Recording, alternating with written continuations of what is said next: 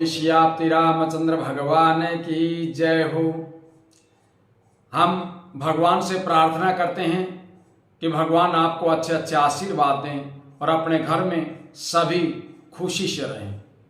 अब तक आपने जो कथा सुनी, भगवान शिव ने प्रभु श्री रामचंद्र जी की अनेक प्रकार से स्तुति की और भक्ति का वरदान भगवान शिव ने प्राप्त किया। स्तुति करने के बाद भगवान शिव प्रसन्न होकर के कैलाश को चले जाते हैं। उससे आगे की कथा हम आपको सुनाते हैं। कथा को बड़े ध्यान से, प्रेम से बार बार सुनिए और अपने चैनल को सब्सक्राइब, लाइक, शेयर और कमेंट जरूर कीजिए। कथा प्रारंभ होते हैं। सुनो वीर हनुमान रामा, सुनो वीर हनुमान, आसयान विराजियो, तेज पुंज भगवान सियापति रामचंद्र पद जय शरणम। मंगल भवन अमंगल हारी, द्रवहु सुदशरथ अजीर बिहारी। सुनो खगपति यह कथा पावनी, त्रिविध ताप भव भय दावनी। महाराज कर शुभ अभिषेका, सुनत लहै नर बिरति विवेका। गरुड़ जी कहते हैं कि सुनिए, ये कथा जो प्रभु श्री रामचंद्र जी का जो रामायण है, भगवान शिव ने प्रभु श्री रामचंद्र जी की जो स्तुति की है, ये कथा सभी को पवित्र करने वाली है। दैहिक, दैविक, भौतिक तीनों तापों का हरण करने वाली है और जन्म मृत्यु के भय का नाश करने वाली है।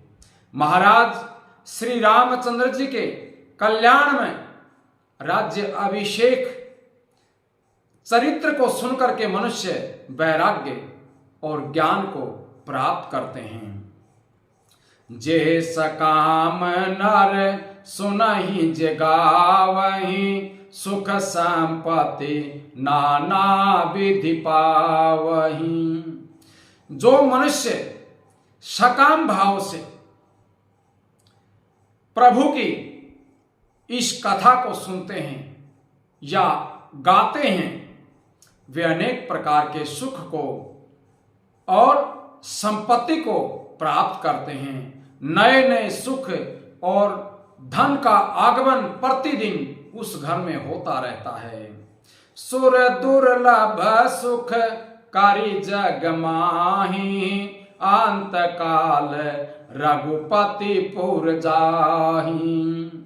वे जगत में देव दुर्लभ सुखों को भोग करके अंत काल में श्री रघुनाथ जी के परम धाम को चले जाते हैं। वो सुख, वो भक्ति जो देवताओं को भी दुर्लभ है, वो भक्ति और वो सुख प्रभु श्री रामचंद्र जी की कथा सुनने मात्र से प्राप्त हो जाते हैं। जिसके घर में प्रतिदिन ये रामायण भगवान रामचंद्र जी की कथा का गुणगान होता है, उसका भगवान शेषनाग भी, सरस्वती जी भी उसके गुणों का वर्णन नहीं कर सकते, उसकी भक्ति का वर्णन नहीं कर सकते। सुनहि विमुक्त बिरते आरु विषयी, लहै भगति गति संपत्ति नई।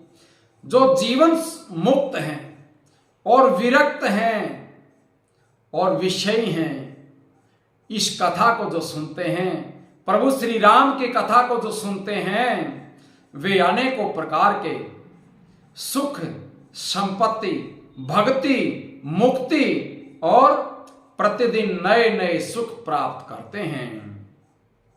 खगपति राम कथा में बरनी, समति विलास त्रास दुख हरनी। हे पक्षीराज गरुड़ जी, मैंने अपनी बुद्धि की पहुंच के अनुसार, जितनी मेरी बुद्धि है उसके अनुसार मैंने श्री राम कथा का वर्णन कर दिया। जो जन्म मरण के भय और दुख का हरण करने वाली है। विरति विवेक भगति दृढ़ करनी, मोह नदी कह सुंदर तरनी। यह वैराग्य विवेक भक्ति को मजबूत करने वाली है।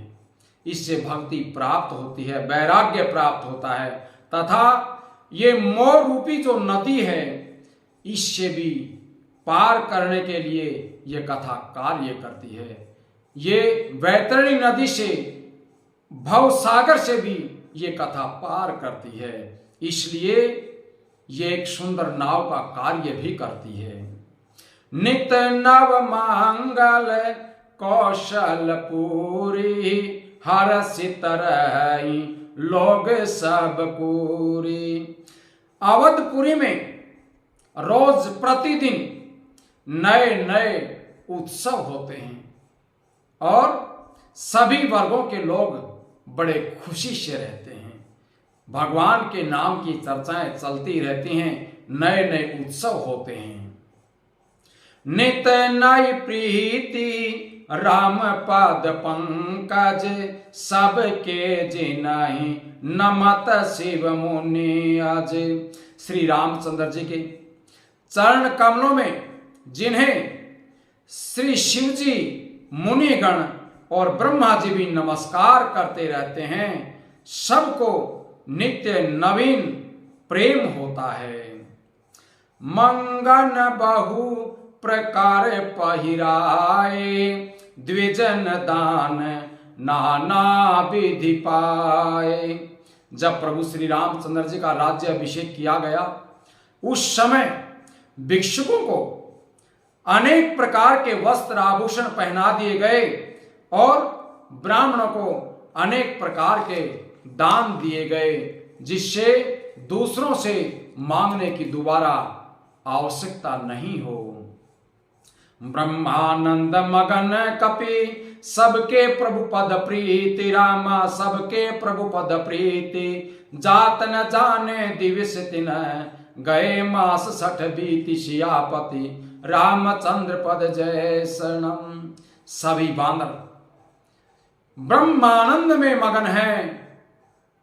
वो इस तरह से वहां रम गए हैं। प्रभु श्री राम के चरणों में उनका इतना प्रेम हो गया है, उनको दिन बीतते बीतते ये पता नहीं कि उनको कितना समय व्यतीत हो गया है। अयोध्या में रहते हुए सभी बानर सखाओं को 6 महीने बीत गए थे। अब इससे आगे की कथा हम आपको कल सुनाएंगे। प्रभु श्री रामचंद्र जी सभी बानर सखाओं को अपने पास बुलाते हैं और सबसे पहले किसको क्या वस्त्र देते हैं, किस तरह से उन्हें मनाते हैं, ये कथा बड़े प्रेम से सुनिए और बार बार सुनिए।